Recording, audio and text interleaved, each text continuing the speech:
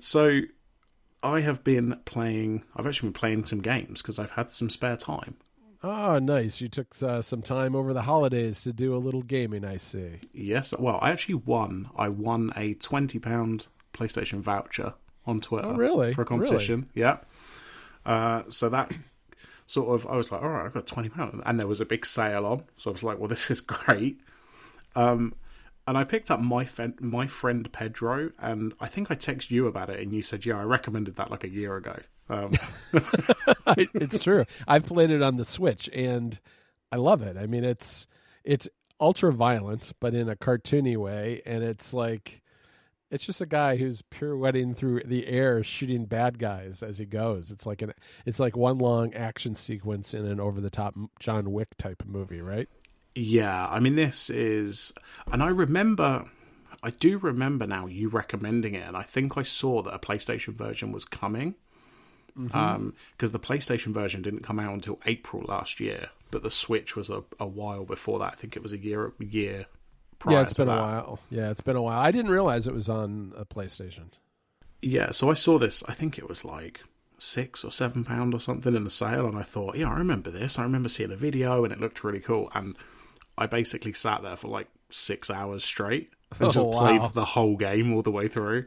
Because you're right, it feels like John Wick is such a good example where it's just like you're jumping and you can shoot like 5 or 6 people, and you go into slow motion and you get all these different weapons. Like, this is a hell of a lot of fun for this game.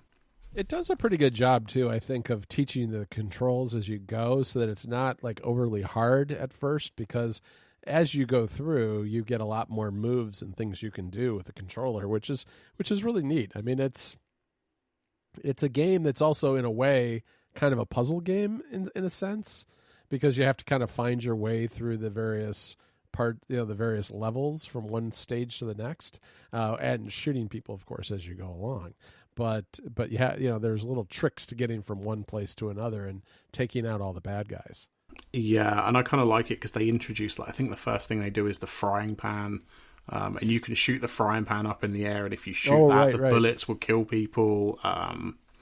You get to dodge bullets, you're just spinning round and just randomly shooting in places and hoping you hit people. This is... it's not game of the year. It's not like the most amazing game I've ever played, but it's like this perfect game where it's just it's like 5 hours or something basically, and you can finish it, but it's just fun all the way through. Yeah, it's really neat. I kind of hope that they do expansion packs, although I guess at this point maybe not, because it's been out for quite a while. But it's a game that I think could really continue to be fun through playing through different environments and adding some different characters and moves and things like that. Yeah, definitely. I mean, I'm just on the Wikipedia page, and it would appear as though it was basically made by one person. Really? Wow. One guy the developer is Dead Toast Entertainment, but listed under designer, programmer, artist, and writer is one dude. Wow. If that's the case, it's even more impressive. Yeah, because it's not... I mean, there are lots of games that are one-person games, but they're not to this level of polish and graphics and mechanics, usually. No, I mean, like I say, until now, I just assumed it was maybe a team of 10 or 20, something like that, which is generally what you'd expect for a sort of smaller game like this. Because another one I played was Unravel 2, which is... Oh, yeah. What did you think of that? Because I actually almost picked that up with the sale, because that was only maybe $8 or $9 too, I think.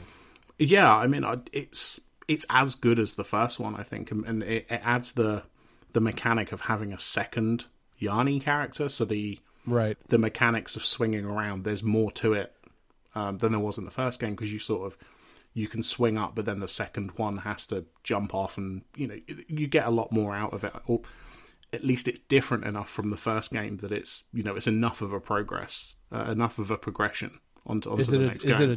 Is it a 2-player co-op thing, or is it just that you control both of them?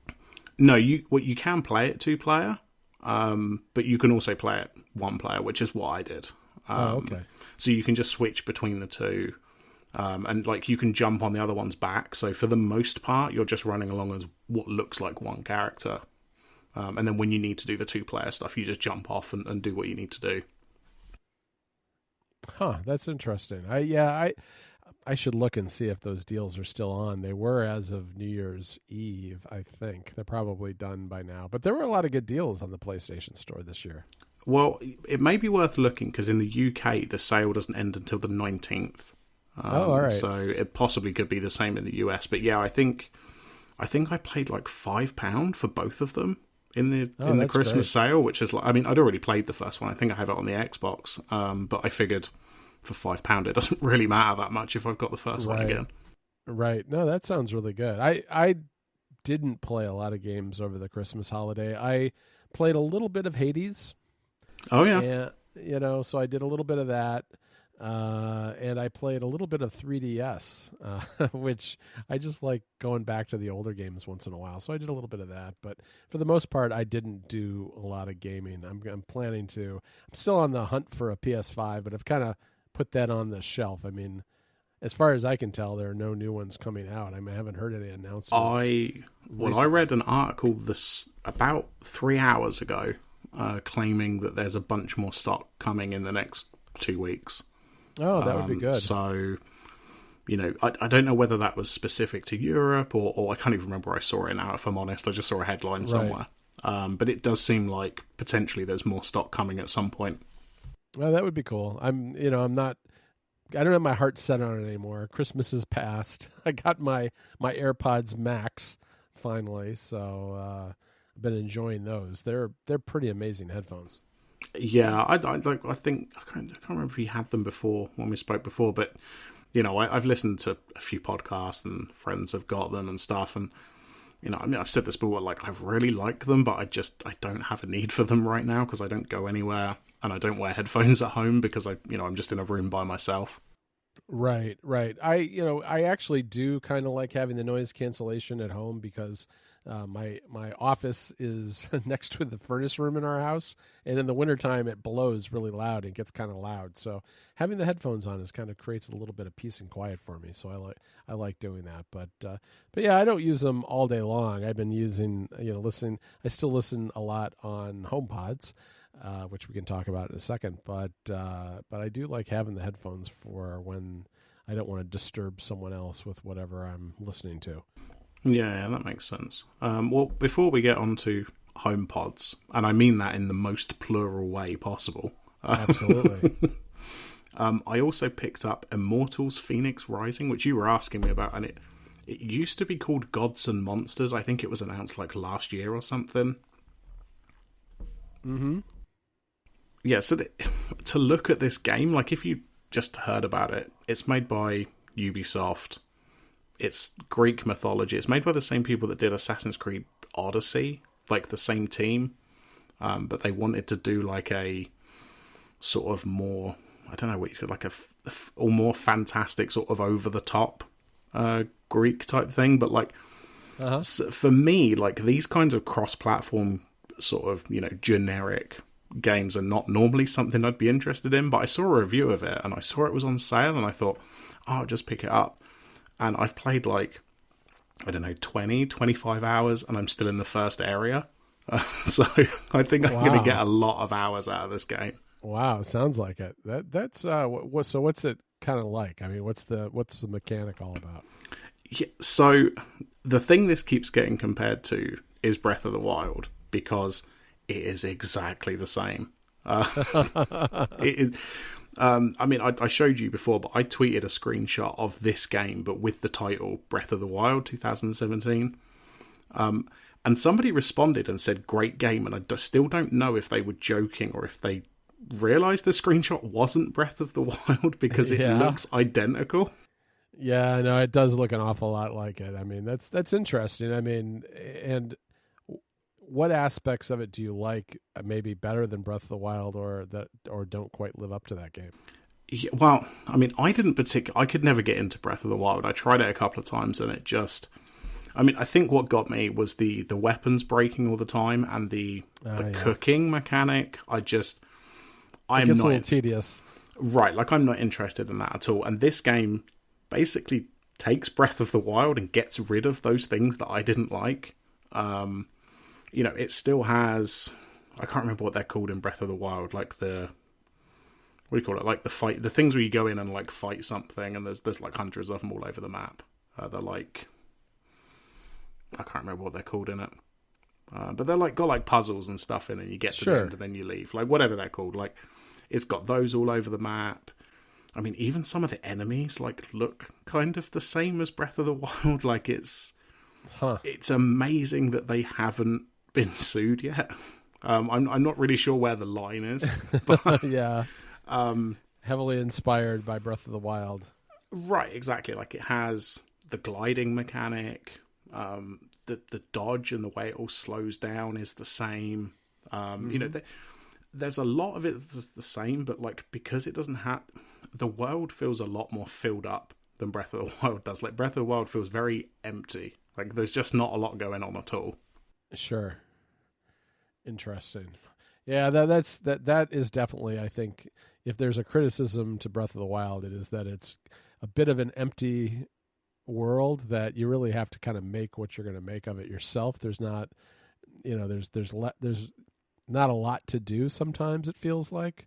I kind of like that because I find it kind of mellow and a nice way to, I just enjoy wandering around that atmosphere, but I can see that absolutely. It sounds like an interesting game. I haven't checked this out yet.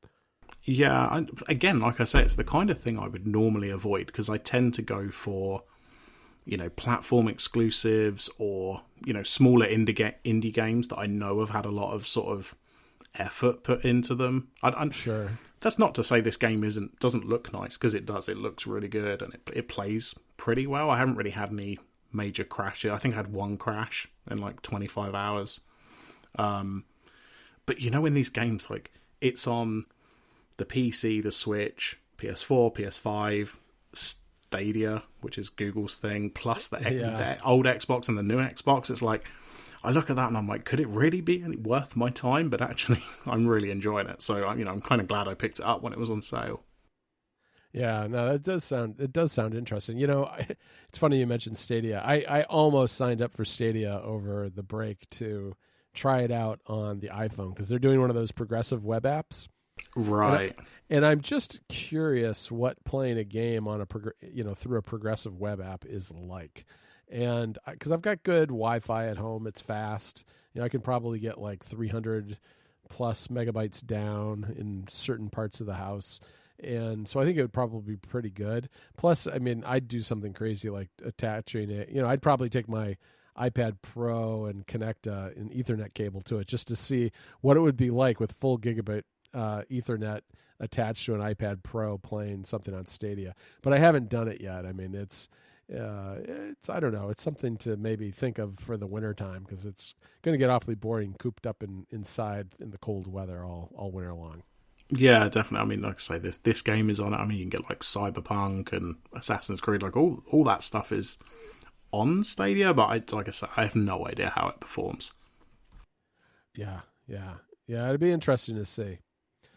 Well, I'd be interested to see once you get further into that game what you think of the rest of it because it sounds like a good one. Yeah, I'm looking forward to jumping in at the weekend again. So I got a couple of days off beginning of next week as well. So that will be mostly just playing this. Very nice, very nice. Well, Rob, we should talk about the HomePod Mini because I have very many HomePod Minis in my home now. And how many HomePod Minis do you have? I have purchased 5. I have been loaned 2 by Apple, and 2 of them went to my sons who don't live in our house. So there are 5 in my house, basically. One in my son's bedroom, 1 in my bedroom, 1 connected to a TV that we're using as using Fitness Plus with. Kind of took a room and made it a makeshift exercise area during the pandemic. And then 2 in my office that are paired as a stereo pair just for listening to music. And I really like them. The sound quality doesn't match the big HomePod or the AirPods Max or anything like that. But at $100, you really can't really expect that. Mm-hmm. It's just the bass is not quite as deep. the sound doesn't quite resonate or isn't as well defined as a full-sized HomePod, but it's still remarkably good for something that's only like, I think it's a little over. It's not quite a perfect sphere. It's 3.3 inches tall and 3.8 wide, and it sounds good. The other things that I think are kind of interesting about it are they include Thread radios, and Thread is something that it's one of those technologies that I've got my eye on. It's been around since 2014, so it's not really new, but Apple's involvement in it is relatively new. It's Amazon and Google have signed on with this Thread group, and Thread is really just a protocol that's based on IPv6, which has been around for a long time and is not, a proprietary standard by any means. So it has the benefit of being a kind of a known quantity, but it's also got security layers built in. It's super low power, and it's got good range, and it creates a mesh network. So if you ever use Hue lights require a hub. A lot of different home automation stuff these days still requires a separate hub, which gets to be annoying fast, because if you have like a Wi-Fi router, you'll have all these hubs hanging off of it. And what a Thread radio does is it turns the HomePod Mini, it turns the hub into a feature instead of a separate piece of hardware.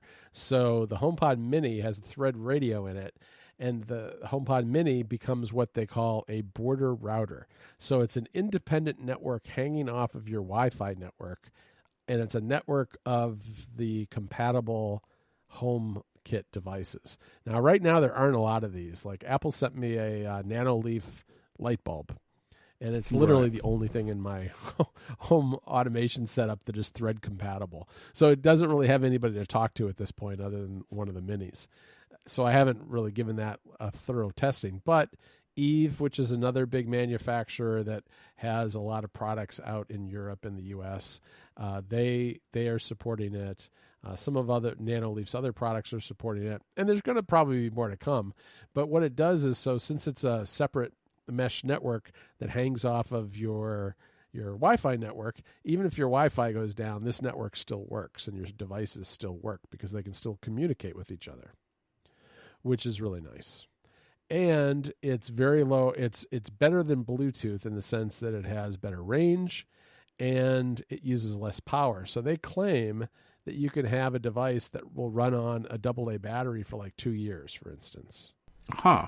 Which is really nice for things like door and window sensors or locks, anything that where you wouldn't want a wire hanging off of it, where you couldn't really give it a dedicated power source.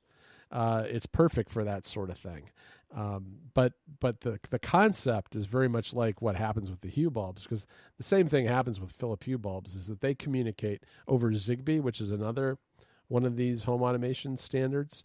Mm-hmm.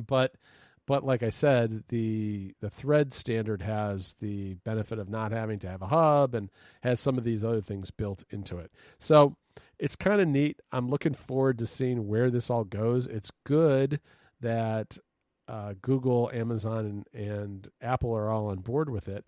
What it will also mean is that ultimately you won't have to be looking for those stickers on the box necessarily. You won't have to see which smart home assistant it works with. If it's a Thread device, it'll just work with all of them once they've all adopted it. Yeah, I mean that sounds nice. I mean that's the kind of thing I want before I buy any smart stuff. I've got some Echoes and I've got whatever Google's little mini thing is. Right. But like, I'm not really interested in investing in anything because it all feels so closed off right now. Like, even when it's like, oh, it's HomeKit, or maybe it works with the Echo, and it's like, I'm not getting into any of this right now. Right, and then it gets confusing, like what features is supported by which ecosystem and all that. It's kind of a mess right now, and this is supposed to clean that up. I mean, it's also nice in that as I said, the Thread radios use very little power. I don't know. I mean, I'm waiting to see what happens. hopeful that it takes off. It's great that all these companies are involved and that hopefully things will be more compatible going forward. One thing that's nice too is like these Nanoleaf bulbs. Nanoleaf is a company that makes these weird geometric shaped light panels you might have seen before. Yes, I have seen those. They change colors and things. Those are kind of cool, but the other thing Nanoleaf has done is they've started getting into the more regular home lighting market. So in addition to those panels, they now have the thing that I got, which is just a regular light bulb. But what's interesting about it is, besides the fact that the tech specs of it are almost identical to the Philips Hue bulbs, but instead of being $50, it's $20. So it's significantly less expensive. Wow. And it doesn't require a hub. So, and they're also totally sold out now because I think people have realized that this is really good. Same goes for their light strip. They do like an LED light strip thing, very similar to what Philips does. Again, significantly less expensive.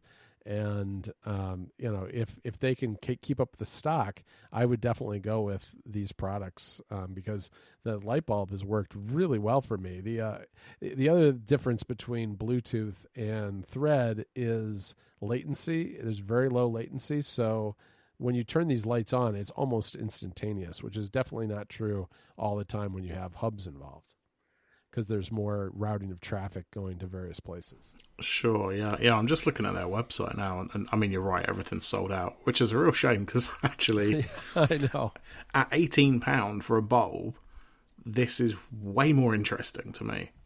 Right? Because it's actually like a price I'd probably be willing to pay, at least, maybe for a couple of rooms or just for one or something like that. Yeah, $50 for a light bulb is a pretty big investment. I mean, they last forever, but on the other hand, if this, I'm not sure if they're cheaper because Nanoleaf is just able to make these cheaper, or whether it's a factor of the thread system that they're using. But regardless, it's creating significant competition that, you're right. I mean, it's the kind of thing where I would go out instead of buying just buying a single bulb doesn't get you very far. But if, for the same price, you can get 3 or around 3, that's really great. And it'll make it a lot more useful to people. So Thread promises a lot. Not a reason to buy a HomePod Mini yet because there's not a lot out there supporting it, but something to keep an eye on. Yeah, I've been thinking about replacing the big Echo that we have in our kitchen. It's one of the original ones, and when you twist the volume thing on the top now, it doesn't quite work right anymore. Like if you twist it down, sometimes it goes up. So we probably need to replace that at some point. But I mean, I must have bought that 5 years ago or something when they came out in the UK. Yeah, and they're pretty big, and I bet you would be, whether you got another Echo as one of the newer, smaller Echoes, or you got a HomePod Mini, I'm sure the sound quality is a lot better. I just know, having spoken to Federico about this recently, he pulled out an old original Echo himself and was listening to it, and then he compared it to the HomePod Mini, and he said the Mini sound quality was a lot better, which you'd expect. I mean, it's just they're very different devices that came out at totally different times. But yeah, definitely. Yeah, but so there's that, and then the other thing about one of the things about this is, aside from just enjoying listening to music and being kind of excited about the future of home automation stuff, is that it's a little bit like those Nanoleaf bulbs. Because the HomePod Mini is only $100, you can, for the price of one HomePod, buy 3 of them if you wanted to. And having them available in more parts of the house really does increase their value to me, because I can move music around the house or play it all over the place all at once. And I have Siri within our earshot. And, Siri is still not great. I mean, there are still problems with Siri, but a lot of times if you're cooking dinner and you want to add a reminder, add something to your grocery list, or you just want to get a quick read on the weather or the news or whatever it is, Siri works perfectly well for some of those simple things, and that's really all I use it for. So I've been happy having that in more parts of the house, because we really didn't have any of that sort of thing in any of the bedrooms in the past. And I don't use the HomePod Mini on my bedside table a lot, but, pretty frequently as I'm getting ready for bed, I'll listen to a podcast, getting ready in the morning, I'll listen to a podcast, or I'll listen to a little music in the evening, that kind of thing. And it's nice for that. So overall, thumbs up. Yeah, do you know what? I think you've convinced me. I might buy one. Might just do it. There you go. And you're ready. You'll be thread ready when the great thread future descends upon us. Right. Well, exactly. I mean, and that's what's most important to me right now is being thread ready. I know. I know. It's one of those things like the thread radio was in a footnote of the tech specs, and no one really understood what it meant at the time. But it is kind of interesting. I guess it's not entirely clear to me. It looks like the HomeKit implementation requires that devices have both Bluetooth and a thread radio in them to work with HomeKit. And I don't know if that's like the first inklings of some sort of balkanization of thread that will where there's thread, but it's not necessarily compatible across companies. But I'm hoping that companies keep these things interoperable. I think it overall will grow the smart home market more than it would, give them an advantage to have something proprietary. Yeah, definitely. I didn't realize that Apple sold all this stuff. You've got me looking at Nanoleaf stuff now. They say that it's 10 to 12 weeks to deliver on the light strips. I know because I had my eye on those for my studio. Right. Oh no, I want those hexagons.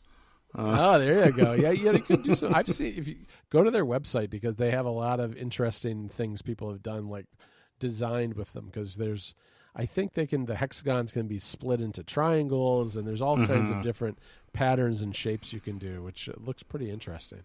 Yeah, all of this stuff is sold out on Apple's website as well. So yeah, I think that product of theirs is more expensive. This other stuff that they call their essentials line is a little more, a little more reasonable. But the hexagons are just cool. Well, exactly. I thought they'd look nice. They'd look nice in my office. So yeah. Right. Well, maybe next time I'll have a HomePod Mini, but we'll see. All right. My whole job is to convince people to spend more money than they should. So I feel like my job today has been accomplished. I mean, we've been doing this for 4 years now, just convincing each other to buy things. I know. All right, Rob. Well, good talking to you. Happy New Year. It's good to be back and recording again. And I guess we'll be back in a couple of weeks. Yeah, brilliant. All right. Talk to you later. Bye.